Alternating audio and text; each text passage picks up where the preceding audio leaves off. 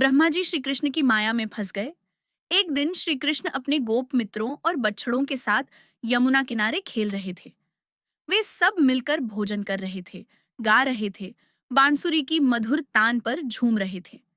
यह दृश्य इतना सुंदर और आनंदमय था कि स्वर्ग से ब्रह्मा जी उसे निहारने लगे।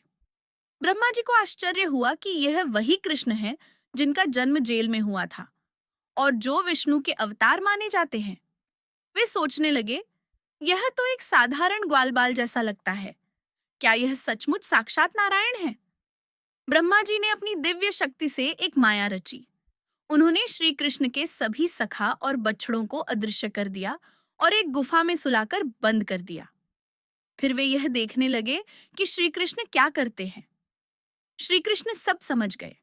उन्होंने एक पल में अपनी योग माया से उन्हीं गायों और ग्वालबालों का रूप धारण कर लिया। न केवल रूप, बल्कि उनका व्यवहार, हाव भाव, बातें, भावनाएं, सब कुछ हूबहू वही। गोकुल में किसी को कुछ भी पता नहीं चला। माँ यशोदा, नंद बाबा, अन्य गोप और गोपियाओं, सभी को पहले से भी अधिक प्रेम हो गया अपने बच्चों और बछड़ों से, क्योंकि वे सभी श्री कृष्ण के रूप में स्वयं भगवान ही थे। एक वर्ष तक ब्रह्मा जी अपनी माया में उलझे रहे। जब वे पुनः गुफा में लौटे तो उन्होंने देखा कि उनके द्वारा छिपाए गए सभी बालक और बछड़े वहीं पड़े थे। परंतु गोकुल में वे सब अब भी सामान्य रूप से हंसते खेलते घूम रहे थे। यह देखकर ब्रह्मा जी अचंभित हो गए। उन्होंने श्री कृष्ण को देखा, एक ही स्थान पर खड़े, मुस्कुराते हुए।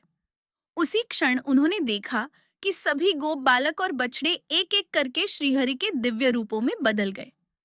अनगिनत श्री विष्णु रूप प्रकट हो गए। शंख, चक्र, गदा, पद्म धारण किए हुए चारों दिशाओं में तेज फैला रहे थे। ब्रह्मा जी की बुद्धि चकरा गई। वे श्री कृष्ण के चरणों में गिर पड़े और बोले, हे प्रभु, मैं तो भ्रम में पड़ गया था। आपकी महिमा अनंत है। आप ही सृष्टि, स्थिति और संहार के स्वामी हैं। मैंने आपको एक साधारण बालक समझने की भूल की। मुझे क्षमा करें। श्री कृष्ण ने प्रेम पूर्वक ब्रह्मा जी को उठाया और कहा, ब्रह्मा जी, यह सब मेरी लीला है। इसे कोई तर्क से नहीं समझ सकता। केवल भक्ति और प्रेम से ही इसे जाना जा सकता है। ब्रह्मा जी ने नतमस्तक होकर श्री कृष्ण की स्तुति की और फिर ब्रह्मलोक लौट गए। उसके बाद श्री कृष्ण ने अपनी माया को समाप्त किया और असली गोप बालक और बछड़े गुफा से बाहर आ गए।